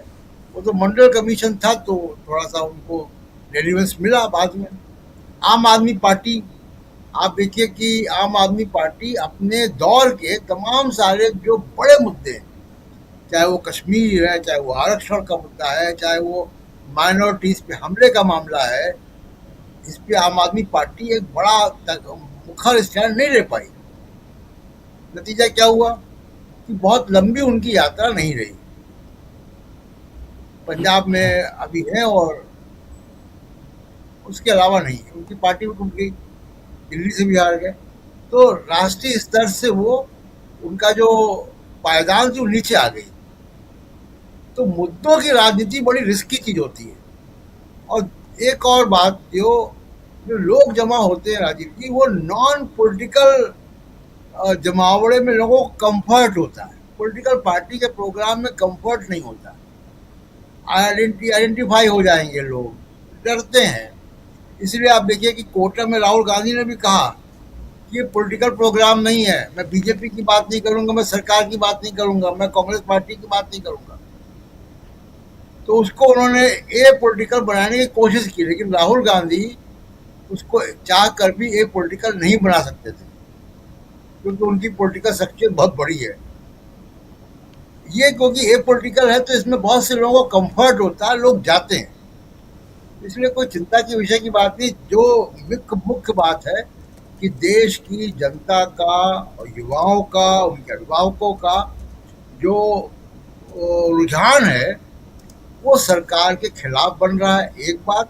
और दूसरी बात कि वो केवल पेपर लीक तक सीमित नहीं है, वो भारत के लोकतांत्रिक इंस्टीट्यूशंस के या संवैधानिक लोकतंत्र के ऊपर जो खतरे हैं उसकी वजह से नाराज है मोदी सरकार से। तो मुख्य मुद्दा ये है, और यहाँ से हम देखते हैं कि एक नए प्रकार का सेंटिमेंट, चाहे वो कोटा हो या जंतर मंतर हो या आगे और भी होंगे, वो एक नया सेंटिमेंट बनेगा। जी बिल्कुल बिल्कुल, आप सही कह रहे हैं कि एक नया सेंटीमेंट बनेगा। अंशु जी, आप कैसे देखती हैं इसको? तो तैयार हो ही रहा है और पूरी तरीके से जो लोगों की शिकायतें हैं वो अब सतह पर आ रही हैं। लोगों को बस ये ही इंतजार है कि कोई उनकी इन शिकायतों को, उनकी समस्याओं को उठाए, आगे ले जाए, क्योंकि अब सिस्टम पर जो सरकार है उन पर भरोसा नहीं है। हम देख रहे थे कोटा में बहुत सारे छात्रों की मैं बाइट सुन रही थी, तो उनका ही कहना था कि सरकार की तरफ से तो हमारी समस्याओं को कुछ देखा ही नहीं जाता है, कुछ एड्रेस ही नहीं किया जाता है, शिक्षा मंत्री तो कहीं पहुंच ही नहीं रहे हैं, कोई बात ही नहीं हो रही है, प्रधानमंत्री ने अभी तक नीट परीक्षा के बारे में ऐसा कुछ बोला ही नहीं है। और ये एलओपी जो है, राहुल गांधी जो है, वो कम से कम हमारे मुद्दे को उठा रहे हैं, हमसे बात कर रहे हैं, हमसे मिलने आ रहे हैं, तो हमें इनके ऊपर विश्वास है, यकीन है। तो बात अब ये है कि जो सरकार से, तंत्र से जो है वो विश्वास लोगों का उठता जा रहा है। लगातार इनकी ऐसी घटनाएं हो रही हैं। इसमें केवल मैं कॉकरोच पार्टी को, इसको मुझे नहीं लगता कि हमें इनको इतना तूल या इतना इनको समय भी देना चाहिए यहाँ डिस्कशन पे, क्योंकि बहुत सारी ऐसी चीजें हैं जो अभी जिस तरीके से सारी अव्यवस्थाएं चल रही हैं वो पूरी तौर पर इस एक आंदोलन को तैयार कर रहे हैं। जो सांसदों की खरीद फरोख्त हो रही है, लोकतंत्र में इस तरह की बेहयाई, इस तरह की बेशर्मी, इस तरीके से कहा जाए पैसे का नंगा नाच कभी नहीं हुआ। 50 करोड़ 100 करोड़ में सांसदों को खरीदने की बात चल रही है, किसी को भी कहीं से भी लूटा जा रहा है, कुछ भी डर दिखाया जा रहा है, मतलब ये कुछ भी कर सकते हैं। उधर राम मंदिर में जो ये खुद जिसके नाम पर ये वोट लेकर जीत करके आए हैं, वहां पर चढ़ावा चोरी कर रहे हैं, और चढ़ावा चोरी करने में ये सभी लोग पूरी तरीके से शामिल हैं। उसमें सिर्फ मतलब बीजेपी नहीं, आरएसएस, संघ, ये पूरे परिवार का इनका नाम आ रहा है। और उसमें ये क्या कर रहे हैं? सिर्फ लीपापोती, सिर्फ लीपापोती। अगर किसी और राज्य में हो रहा होता ये इतना बड़ा चढ़ावा चोरी का, जो कि शायद 1000 करोड़ तक भी या पता नहीं कितने तक पहुंच जाए, ये चोरी का मामला है, भैया आप कोई एफआईआर दर्ज नहीं की गई अभी तक, कोई किसी की गिरफ्तारी नहीं हुई है, सिर्फ लीपापोती हो रही है। एसआईटी बना दी है क्योंकि लोगों को बताना है कि कुछ ना कुछ किया जा रहा है। चंपत राय और 1-2 लोगों पे और कार्रवाई हो जाएगी, क्या होगा? उन्हें उनके पद से हटा दिया जाएगा। लेकिन क्या क्यों नहीं हुई अभी तक कोई गिरफ्तारी, कोई इंटेरोगेशन क्यों नहीं हुआ, कोई रिकवरी क्यों नहीं करवाई गई? दूसरे किसी राज्य में हो रहा होता जहां कांग्रेस की या विपक्ष की सरकार है, वहां आप ईडी, सीबीआई और पता नहीं क्या क्या लगा देते। एक छात्र तो जरा सा कोई बोलता है तो आप यूएपीए, एनएसए, पता नहीं क्या क्या लगा के सलाखों के पीछे कर देते हैं। और यहाँ करोड़ों की चोरी हो गई है, लेकिन यहाँ किसी की जू नहीं रेंग रही है, लेकिन उसमें खाली लीपापोती चल रही है। और यहाँ तक कि जो है वो निपेंद्र मिश्रा, जो एक पुराने इतने अधिकारी हैं, वो भी सफाई देने के लिए जा जाके टीवी चैनलों पर बैठ रहे हैं कि कहीं दिल्ली तक आंच ना पहुंच जाए। उधर नागपुर वालों को डर है कि हम मुसीबत में ना फंस जाएं। तो हो क्या रहा है? पूरे देश में लूट तंत्र चल रहा है, चोरी हो रही है, यही सब जगह हो रही है। सब जगह इन्होंने जिस तरीके के चीफ मिनिस्टर नियुक्त किए हैं, सब एक तरीके से एक आपराधिक पृष्ठभूमि और या फिर उस तरह की पृष्ठभूमि के लोग हैं जो इस तरह के लूट तंत्र को और अपराधी तंत्र को बढ़ावा दे रहे हैं। पश्चिम बंगाल में क्या हो रहा है? अभी तक इन्होंने पोर्टफोलियो बांटे नहीं है, केवल भाई टीएमसी को तोड़ो फोड़ो, उनको ऊपर अंडे टमाटर फिकवाओ, उनको नंगा करके सड़कों पे घुमाओ, पत्थर फिकवाओ, ये चल क्या रहा है पूरे देश में?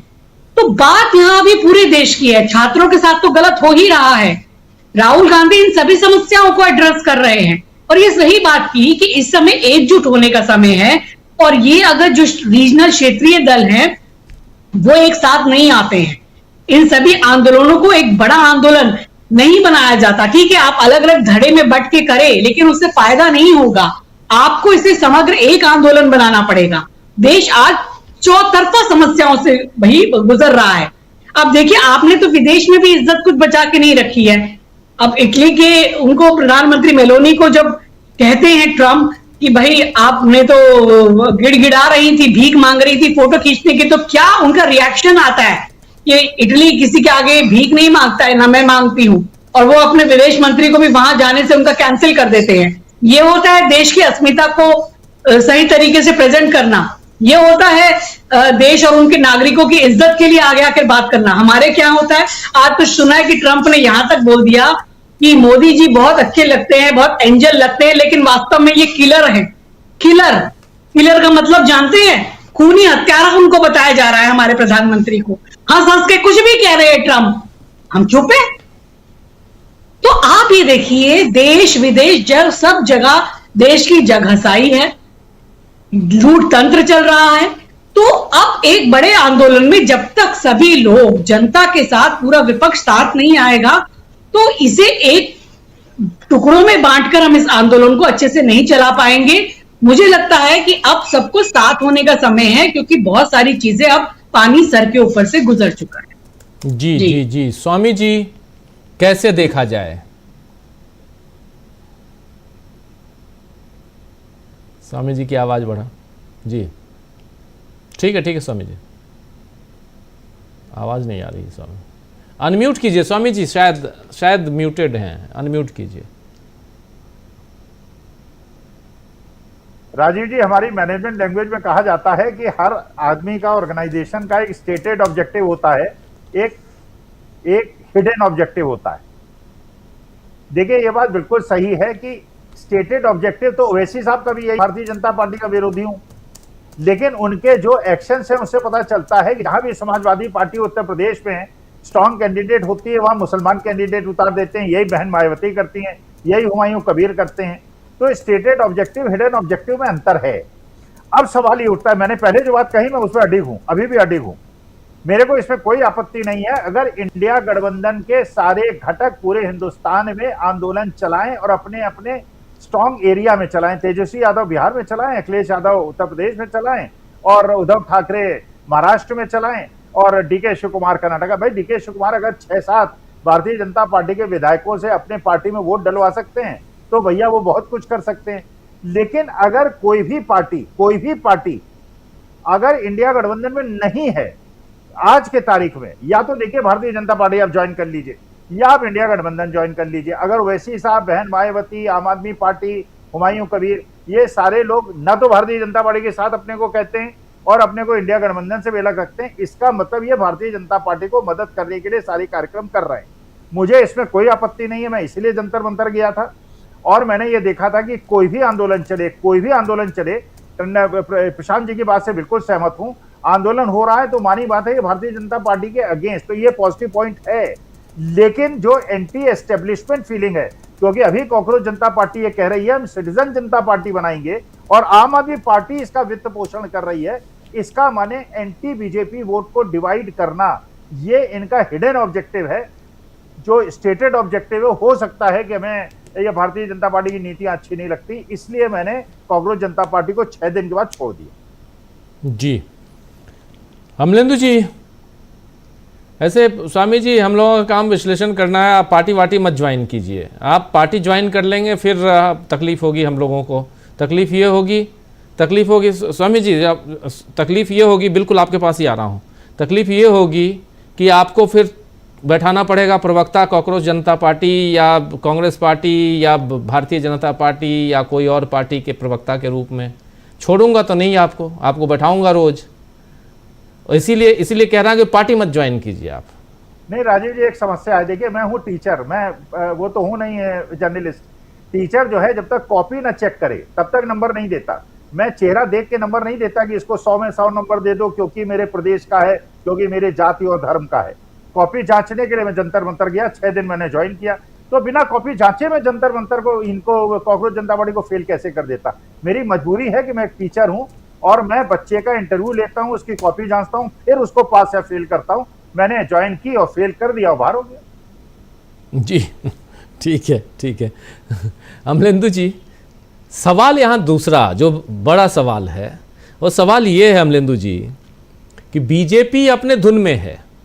बीजेपी माफी चाहूँगा, बीजेपी को ये लगता है कि चाहे कुछ भी हो जाए। एक तो यहाँ के जो रक्षा मंत्री साहब का बयान आपको याद होगा, उन्होंने साफ कहा है कि हमारे यहाँ इस्तीफे नहीं होते हैं।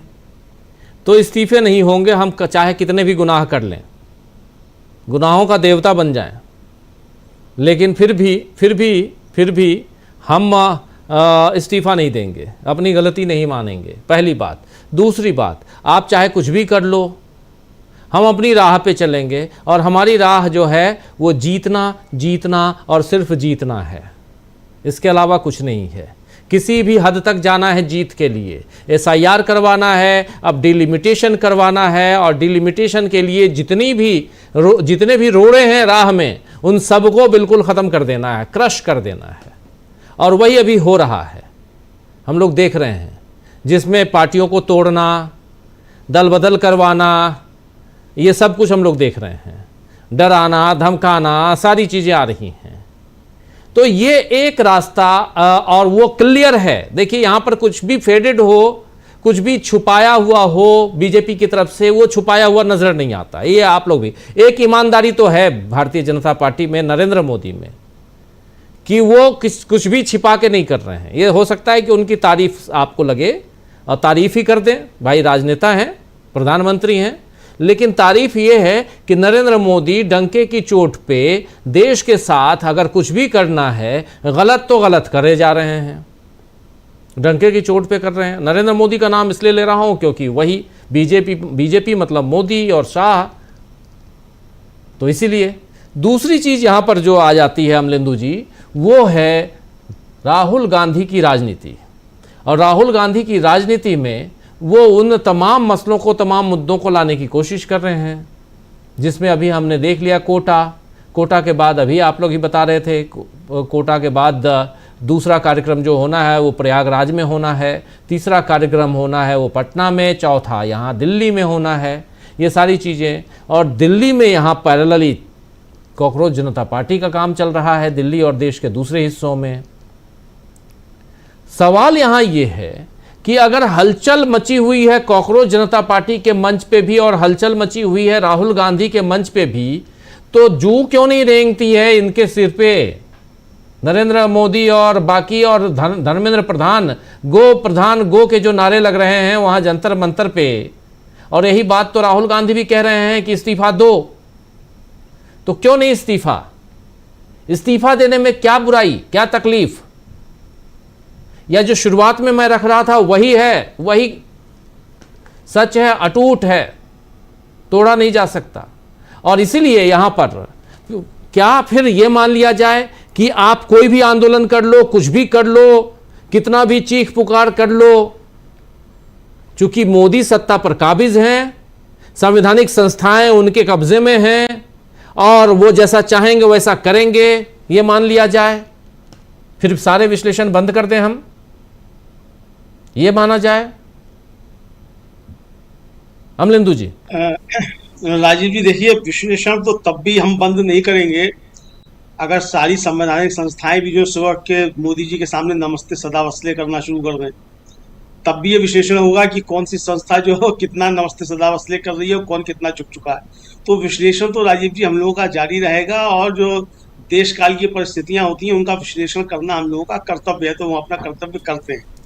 अब उसमें कुछ अच्छी चीजें भी हो जाती हैं, कुछ बुरी चीजें भी हो जाती हैं, कभी विश्लेषण हम लोगों के गलत भी हो सकते हैं और अधिकांश सही होते हैं, तो कभी कभी गलत भी हो सकते हैं, तो उसकी भी एक छूट होती है, भाई हमसे गलती भी हो गई विश्लेषण करने में, या परिस्थितियों ने कुछ दूसरा मोड़ ले लिया। विश्लेषण तो वही होता ना कि आज क्या परिस्थिति है और इसका हम क्या आकलन कर रहे हैं कि ये परिस्थिति क्या मोड़ ले सकती है, तो ये है। लेकिन राजीव जी, जो इस समय चल रहा है देश के अंदर, जो आपका मूल सवाल है कि भाई इस आखिर जब राहुल गांधी ये कर रहे हैं और उसी समय एक दूसरा जो है ये खड़ा कर दिया गया देश के अंदर।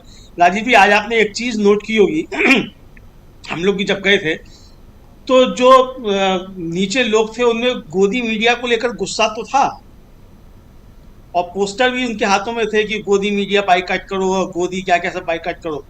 लेकिन राजीव जी, जहां पे मीडिया के खड़े होने की जगह थी, वहां सबसे बड़ी क्षति जो थी वो एक गोदी मीडिया की एजेंसी की लगी हुई थी। चलिए, कोई मैं इन चीजों को अपने विश्लेषण में लाना भी नहीं चाहता हूं, वो ठीक है। किसी भी ढंग से जी, किसी भी ढंग से हम लोग ही लाइव कर रहे थे, पीछे एक आके बोल रहा था ये तो तुम लोग भी गोदी मीडिया हो, मैं उससे उलझ गया, मैं बोलने लगा मैं साबित कर दो यार कि हम गोदी मीडिया हैं, हम तुमको जगह दे रहे हैं, तुमको हम यहाँ पर धूप में पसीने बहा रहे हैं और तुमको यहाँ कवरेज दे रहे हैं, उसके बाद तुम हमें ही सर्टिफिकेट दे रहे हो। तो अब बच्चे हैं, वो लोग ऐसी गलतियां कर देते हैं, वो उनको मैं ध्यान नहीं देता। दूसरी लेकिन महत्वपूर्ण बात है कि वहाँ मीडिया के हर तंत्र को, मीडिया को भी समझना चाहिए वहाँ किसको स्थान मिलता है, नहीं मिलता है। अगर मीडिया कवरेज के लिए जा रहा है तो आप भगाइए मत ना, आप भगा रहे हैं। मुझे ये लगता है नहीं भगाना चाहिए। आप दो, ठीक है ये गलती उनकी है, मैं उनकी जगह रहूँगा तो माफ़ी चाहूँगा, मैं नहीं भगाऊँगा। मैं चाहूँगा कि आप कवरेज कीजिए और मैं और एक्सपोज करूँगा अगर आप कवरेज के बाद भी नहीं दिखाते हैं तो। अगर कवरेज के बाद भी आपको हमने जगह, आप आए और आप चूंकि मीडिया हैं तो आपका हक बनता है वहाँ पहुँचना। हम रोक नहीं सकते, ये हम नहीं रोक सकते। आप तमाम साथी हमारे साथ बने हुए हैं। आप लोग अगर मेरी बातों से असहमत होंगे तो ज़रूर बताइएगा। उनका फर्ज है वहाँ आना, उनको कोई रोक नहीं सकता। आप रोक रहे हैं, भगा रहे हैं, उनके साथ आप दुर्व्यवहार करने की कोशिश कर रहे हैं। और ये सब जान रहे हैं कि उन लोगों ने देश को, मीडिया का एक धड़ा देश को बर्बाद कर चुका है। गुस्सा है, सब कुछ है, लेकिन फिर भी ये अगर गांधीवादी तरीके से आपको आंदोलन करना है तो फिर यहाँ ये विरोध नहीं होना चाहिए। फिर प्रतिरोध की राजनीति जो राहुल गांधी कह रहे हैं उस राजनीति में कूदिए। फिर आपको टोटली यहां बाइकआउट करना होगा, असहयोग आंदोलन करना होगा। पॉडकास्ट हम लोगों ने कल जो किया है उसको आप लोग देख लीजिए। लेकिन यहां इस ढंग से कि आप मारकाट पे उतारू हो जाएं वो ठीक नहीं है। अमलेंदु जी प्लीज अपनी बात आगे बढ़ाइए। बिल्कुल राजीव जी, मार्केट पे उतारू है वो ठीक नहीं है, लेकिन सवाल यही है कि भाई ठीक है, मीडिया का जो अपना काम है वो कर रहा है और कौन किसके साथ है क्या नहीं है, और कौन गोदी मीडिया कौन नहीं है, इसको भी हम नहीं कह सकते कौन गोदी मीडिया कौन गोदी मीडिया नहीं है। लेकिन अगर आप कोई आंदोलन कर रहे हैं और आप उस आंदोलन की आप ये भी चाहते हैं बात पहुंचे जनता तक, तो पहुंचेगी आखिर कैसे जनता तक? तो ये राजीव जी खैर बहरा अलग विषय हो जाएगा। लेकिन सवाल यही है कि अगर बीच में कोई आंदोलन इस तरीके से खड़ा किया जा रहा है और जो नरमी बरती जा रही है, क्या राजीव जी आप ये आशा कर सकते हैं कि ये यूथ कांग्रेस और एनएसयूआई का प्रदर्शन होता इसी तरीके का जंतर मंतर पर ही, और शाम 5 बजे जो है वो समाप्त हो गई होती उनकी समय सीमा, कि अब जो समय सीमा समाप्त हो गई है, तो क्या 5 बजे के बाद यही स्थिति दिखाई होती जो इस समय दिखाई पड़ रही है? ये भी एक सवाल है राजीव। तो सवाल तो बहुत सारे उठ रहे हैं, तो सवालों के पीछे कोई कमी नहीं है, लेकिन फिर भी हम उन सवालों को ना उठाते हुए बात यही करते हैं कि भाई ठीक है, सवाल बाद में भी उठेंगे और अगर आपको कुछ सवाल है तो आपसे भी सवाल पूछे जाएंगे। आप भी सवालों से बाहर नहीं है, चाहे कोई भी हो।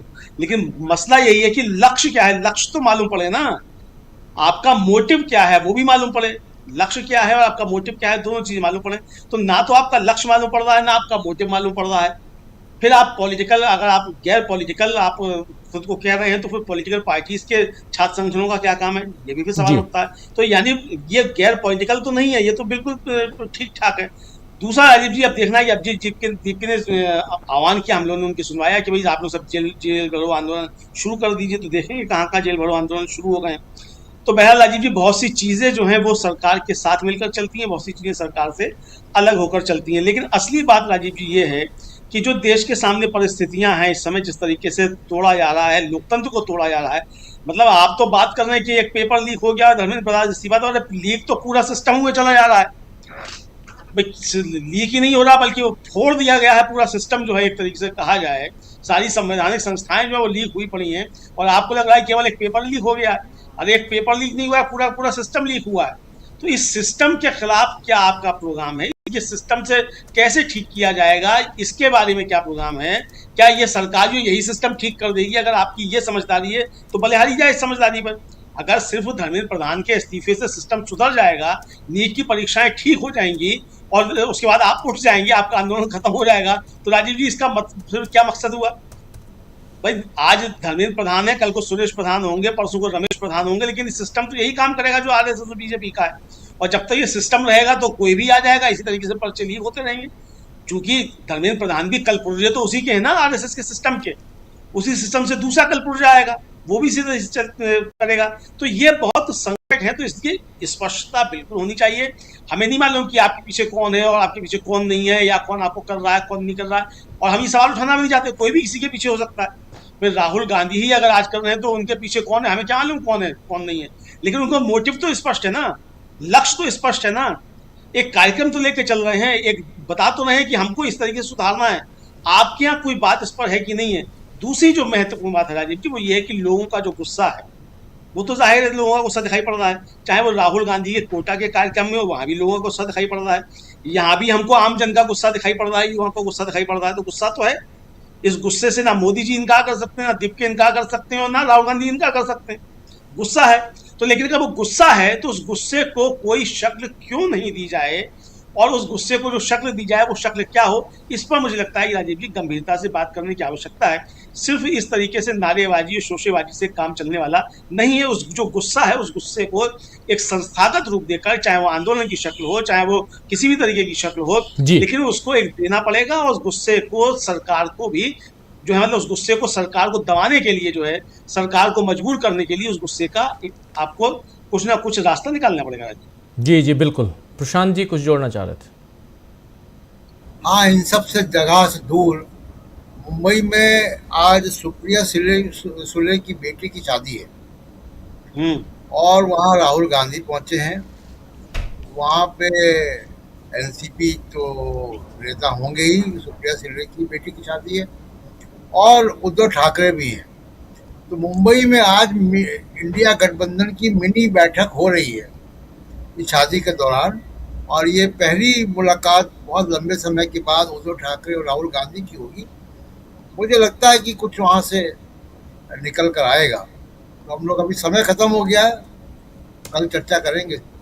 बिल्कुल। अमित शाह भी हैं वहाँ, अमित शाह भी हैं।